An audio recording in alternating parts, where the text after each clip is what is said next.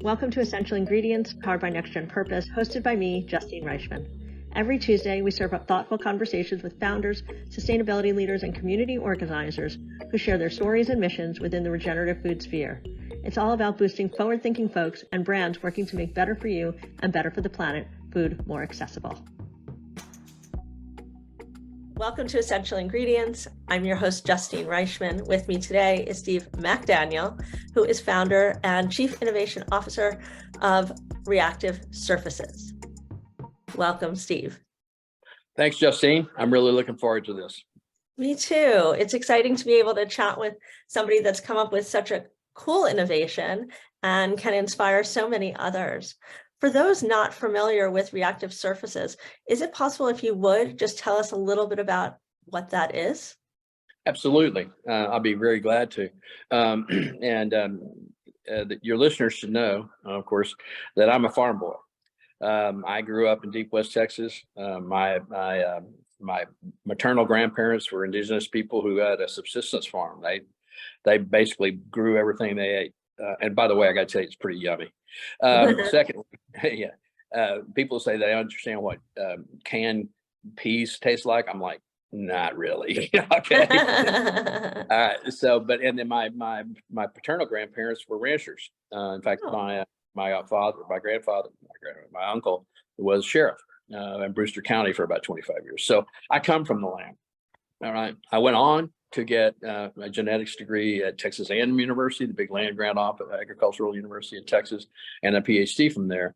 And my focuses were in the agricultural area. One of my first papers, by the way, was a genetics paper on corn. That's one of the ones I'm proudest of, because it was my very first one when I was getting my master's degree. Now, you asked a great question. What is reactive surfaces and what am I doing in that business? Okay. I wondered at one point in my career, after I became a lawyer, whether I could take agriculturally important natural activities, we call them functionalities, and take them out of nature and then train them in a paint and put that paint on a surface and ask them to do the very same thing they're doing in nature on a surface. Let me give you an example, Justine. We're both staring at each other through a screen, okay? If there were a coating that was clear and we could still see each other, but that coating contained in it an enzyme that broke down fats, greases, and oils, then all of a sudden you don't have to clean those greasy fingerprints off of your screen. They go away, okay? And that's what we do. We've been at it for now since 2002, very successful at it. But then rolls around 2018. And we all kind of get some bad news. That bad news is, man, we've got an existential problem. We've got global warming going on. There's a lot of people that would tell you that's because of CO2 in the air, and that is absolutely the case. Don't deny the science, y'all. And how are we going to get that CO2 out of the air? While there is a jillion ways that people are thinking about it, and God bless, I hope they make it out. But here's the thing for sure. There's enough CO2 to go around. So let's start doing it as fast as possible. And you know who can do that kind of thing? Yeah, they get blamed on a lot of things. But you know, if you want something done, if you really want it done, you don't want to just talk about it, and you want it done, give it to a farmer. Just give it to a farmer, get out of their way, and they'll do it. So one of the reasons I want to talk to your people, especially the young people, who are considering agriculture as a career and who are considering the fact that climate change is having an adverse impact on their crops, and they want to do something about it, just pay attention, because you can do it. Okay. And also, I'm sorry. Don't think about, gosh, I want to survive. No. Think about thriving, because that's what you're going to do.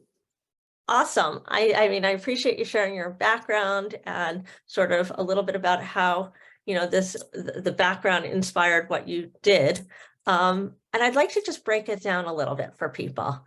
Sure. And have a conversation just in very, in an easy way that would allow people to find this more tangible, right? Because I know you had some videos that you wanted to share or some links that you wanted to share. We'll make sure to include those. So for, for those founders that are listening, right? As an innovation, as someone who's an innovator and someone that's a founder, let's go back to when you started this. What inspired you? I know your background with your family was in agriculture, but specifically to start this company. Yeah, there are two phases. The first is when we just started the company, okay? And that is asking the question whether we could entrain in a coating and then place that coating on the surface, something that would do something actively for you in the environment in which you are, okay? That company was started because almost entirely, Justine, as response to 911. Okay, so 9/11 was that sort of moment Yeah, it was. when you came up with this idea. Yeah, for my PhD, I happened to work on enzymes that degraded organophosphorus pesticides in the agricultural area, but it turns out that they also broke down chemical weapons. Wow, so it was 9/11 was part of the inspiration, if you will, the time and what was going on there for you to be able to come up with this specific concept. That's right. That's when we started putting natural enzymes and molecules in coatings and making them work. Okay, that's so interesting. Founders come up with these ideas from life experience, from passion. So I'm always interested to hear what inspired somebody to innovate and what that moment was like for them. So now, when you were doing this, because this was part of your thesis, you were saying? The enzyme, I'm a genetic engineer, and I cloned an enzyme from soil bacteria that could break down chemical pesticides, in particular organophosphorus, malathion, parathion, coumaphos, all those kinds of things that we routinely use on farms. And so I wanted to know what was breaking these things down in the soil. I located the bacterium, then I pulled the gene out of it, I stuck that gene in, and I can make the enzyme with organophosphorus hydrolase. Wow. That's how it happened. Yeah, science was not my core competency. But you know how organophosphorus, I mean, if you've ever sprayed a wasp with malathion, and it's nasty and you don't want it around. Okay. Right. So how did they get rid of that? How do we get rid of that? So when you innovated and you came up with this idea, what was your big idea? What was your big goal?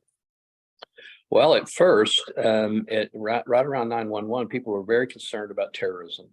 They were very concerned about people using against populations nerve weapons, sarin, soman, tobin, BX, those kinds of things, and rightfully so. So they began. There were investigative reporters all over the place. Someone found out about me and interviewed me for a couple of TV shows. And they asked me the question, I mean, can you take that enzyme that you found and can you use it to protect us against chemical weapons? And I said, honestly, no, I can't. I mean, see, here's the thing. Chemical weapons, they call them gases. They're not gases. They're aerosolized droplets that fall on surfaces. And if you touch that surface, then you got a problem, okay? So I said, the only way it's going to work is if we can put on a surface something that just sits there and waits for it to be contaminated and then does something to it. Well, they asked me about that, and about 2 months later, I get a call from a friend of mine. He said, McDaniel, I just saw you on TV. He said, you said that you could put an enzyme in a coating. He used the word BS. Was that BS or not? And I said, Charlie, it was pretty much BS. And he said, well, if I could get some money together, would you give it a try? And Justine, to this day, and for the life of me, I cannot tell you why. I'm an attorney, a successful attorney. I said, yes, I would. And I did. Wow, that's pretty cool. So once you did this, you got the money, or he got the money, and then you did this. What happened next? Well, it turns out that there are a lot of enzymes that you can place in coatings. So we started looking more broadly rather than just chemical weapon breakdown. But there are other things, like I told you a while ago, greases, fats, and oils on surfaces, certainly we're all concerned. If you can remember just recently of the pandemic and surfaces and, wanting to be sure everything was clean and those kinds of things. And so we started looking at all sorts of different enzymes, cellular parts, bacteria in particular, and other things that we could stick in a coating and have them do something functional and good for you in that coating. So we expanded quite a lot. Wow. So now if we wanted to bring this to the impact of food and your goal for the future of food, can you connect the dots for me? Sure, I can. And I'm going to ask you a favor. Sure. Here's my favor. Make sure, please, that young people hear what we're talking about, okay? Because the future is quite bright, especially if you are interested in farming and agriculture. It's very bright. And I'll connect the dots for you because everybody knows that that the earth, nature, has been pretty successful in developing something called the carbon cycle. And all in the world that means is there's lots of CO2 in the air. Organisms down here use it. They produce oxygen, plants going round and round, corn plants and apple trees and everything do it. Okay, that's the carbon cycle. And it works really well. The problem is that we have started dumping something on the order of about 40 gigatons, that's billions of tons of CO2 into the air every year. And nature can't keep up. So we got to help it. Now, how do we help it? Well, if we can build a coating that itself pulls down CO2 and captures it and keeps it, then we have a chance to catch up with the amount of CO2 that's being emitted. We should all be doing things to try to limit that, right? But still in all, we also have to pull what's there out. Then that would be a cool thing to do. And what about food production? Well, here's the deal. The things that are doing what we just talked about, pulling CO2 out, for the most part, it's not trees and it's not grass. And for the most part, it's little tiny microalgae, cyanobacterium. You'll hear them called blue-green algae and everything, and they are everywhere. Absolutely every surface on this planet is chock full of those things, and they are an amazing engine. As I said, they're pulling down over 100 gigatons of CO2 per year out of the atmosphere, mainly. In fact, here's an interesting thing. The oxygen you and I are breathing right now, most of that oxygen was produced by microalgae in the ocean just a few weeks ago. So we want them to keep doing what they're doing. We can't paint farmland. We can't paint trees. We can't paint the ocean. What can we paint? Well, one thing we can paint is just like we always paint, like those walls in your room right there. We can go vertical. Can we reach into the atmosphere vertically rather than horizontally like we normally farm? Can we farm that atmosphere? And the answer is, if we can stick surfaces like I'm talking about up in the atmosphere, you can. You can pull down great gobs of CO2 and you don't have to take up precious farmland to do it. And in fact, I would suggest to you that people, if they're like the farmers I know, okay, the farmers I grew up with, you've got some hunk of ground on your farm that's just worthless. I mean, it's got rocks in it. It's poor soil. It's been depleted because you grew cotton there for 25 years or whatever. You just can't use it. But if you could build something going up vertically, then you can use it. So can you do a favor? Can you share with me what would this look like if you're building it up? Yeah, yeah, I can. That'd be great. Yeah, I can. And as a matter of fact, it can't be Battleship Galactica. It's got to be something people can build and who they're familiar with. Well, practically everybody in the farming community is familiar with containers called intermediate bulk cargo. They get their fertilizer that way. They get water that way. They're these plastic boxes. They're about 250 gallons. They have a metal frame around them and the plastic box sitting in it. You can stack them as high as you want to. You can stack them and stack them and stack them and stack them. That's the infrastructure. Now, what we put inside those things are surfaces that have these paints on them. And they just start pulling down the CO2 into these boxes. We collect those over time, harvest them, dry them down, and we store it. And all of a sudden, all that CO2 that you took out on your farm is in a box. It's not up in the atmosphere anymore. It's in your box. And guess what? people are going to pay you for that box. Hopefully a lot. They're going to pay you for that box. And all you had to do was put it on, the lower 40 that's full of rocks anyway. The other cool thing about this, the other thing these things pull out of the air is water. You don't have to water it. It pulls water out of the air itself. So you're not taking your precious resource of water, which is, you can do these kinds of things in a desert. Believe it or not, desert air is actually pretty humid. You know that because when you walk out in the morning, you look down on the ground, every leaf has got a drop on it. Okay? So my question to you is, once you've collected this, right, and you have it in the box, what's next? Well, unlike other solutions, and in particular, something that farmers appreciate, okay? If you take that carbon and you burn it without oxygen, you make something called biochar. And biochar is one of the best soil amendments we know. It causes soil to absorb water and keep it. It aerates the soil, it makes it less compact, etc. And you can build your own soil amendment right there on your farm if you want to, okay? Better yet, sell it to somebody, let them do it, okay? And make money, okay? The other thing you can do is, it turns out, Justine, that there are all sorts of cyanobacteria. Some of them are called nitrogen-fixing bacteria, and they are the kinds of bacteria that's on your soybeans and some of your other legumes that you grow, and they return nitrogen to the soil. Now, if you take those algae and you put them in these same paints, they will pull down nitrogen into that coating. When you dry that down and grind it up, you have your own fertilizer. Wow. You can make your own fertilizer. So now this is super interesting, and I see all the different possibilities with it. What is your hope for the agricultural industry and farmers with regards to this? And how do you think it will, what is your hope for impact? Yeah, well, I don't know if you're a parent, but I'm a parent, okay? And I'm a grandparent. And I want my kids, your grandkids, etc., to be able to look forward to the earth, nature, like I grew up in. Okay, that's not burning up. That's not causing people to have to immigrate or migrate in massive amounts because they don't have water, or it's too hot or whatever.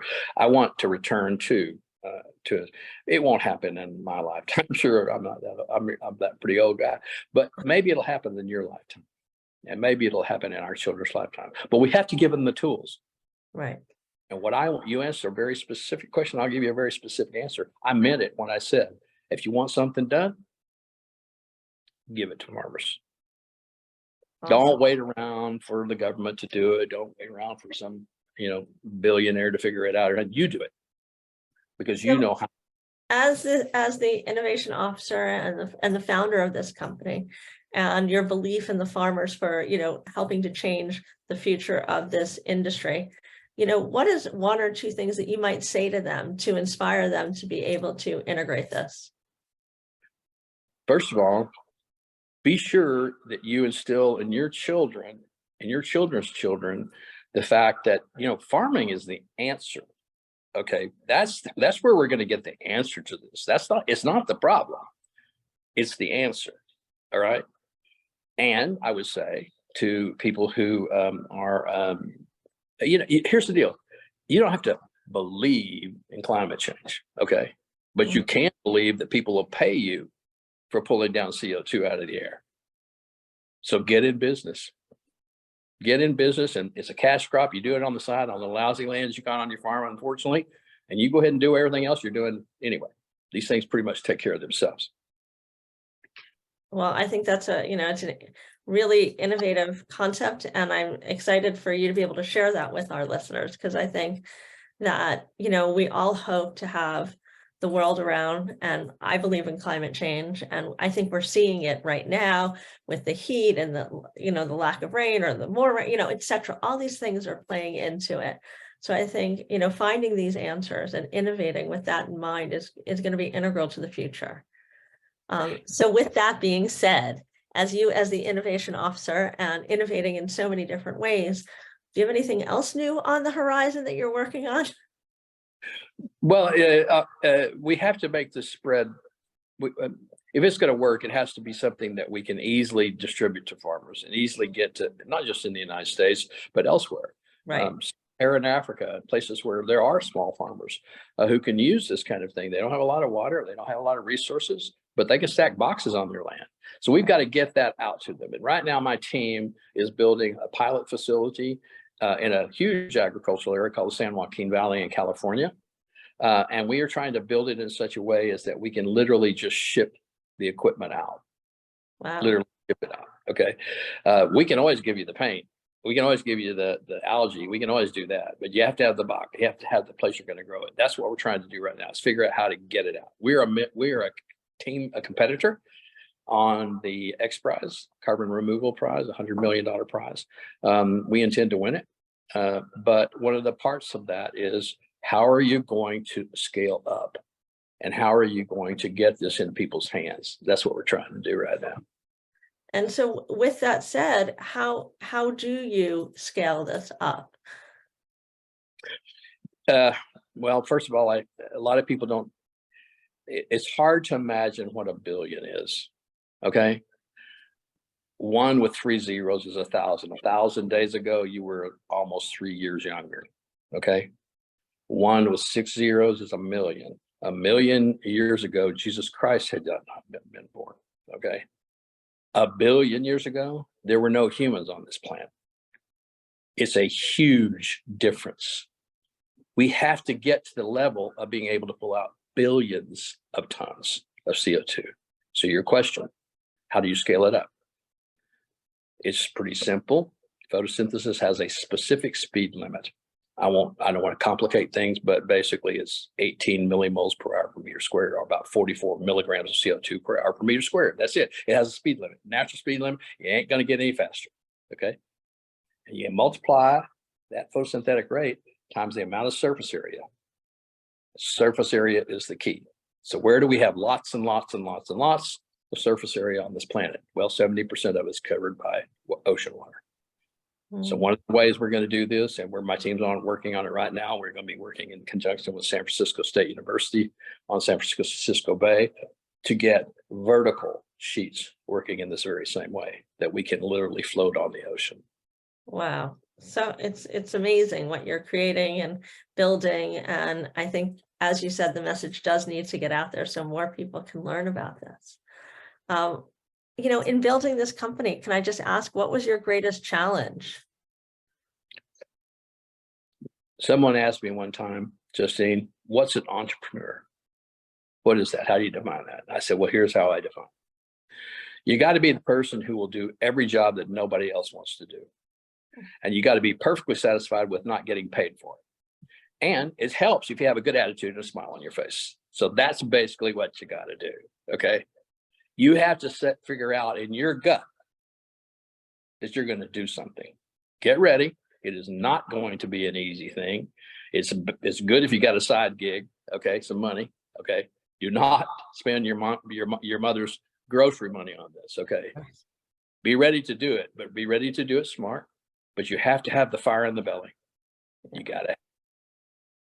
Well, thank you, Steve, so much for joining us. And before we let everyone go, if they're looking to learn more about your organization, and whether as a farmer or just as a consumer, where might they be able to get this information?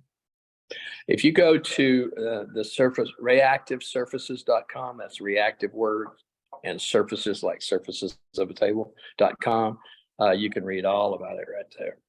And if you're a farmer and you want to try to integrate this into your farm, how is it? What could they do? What are their next steps? We are building the farming units now. Okay, the thing that would help me most of all is to talk to people like Future Farmers of America, the grain societies, and those kinds of places. People, and tell them, or ask them the question: how do you want it to be delivered to you? You want it to be at the tractor store? You want it to be down at the big box store where you get your grain? What do you want? Where do you want it? Tell me. Teach me. Awesome. Well, we will make sure to share this episode with everyone. And we appreciate the opportunity for you to share your story here on our platform. Thank you. Thank you for everything you're doing. And I look forward to continuing to follow your journey and see how things evolve. Cool. Thanks. Thanks so much for joining us. Thanks for digging in. To learn more about these stories, you can access the show notes at nextgenpurpose.com/podcast. If you like what you just heard, head to Apple Podcasts or wherever you do your listening to hit subscribe and leave us a review. To join the conversation, follow us on Instagram at essential.ingredients and check out our weekly newsletter for your dose of food industry info. Visit the Next Gen Purpose YouTube channel for videocasts of each episode and give this episode a like while you're there. You can also connect with me directly at justine.reichman on Instagram and The Real Justine Reichman on TikTok. See you next week.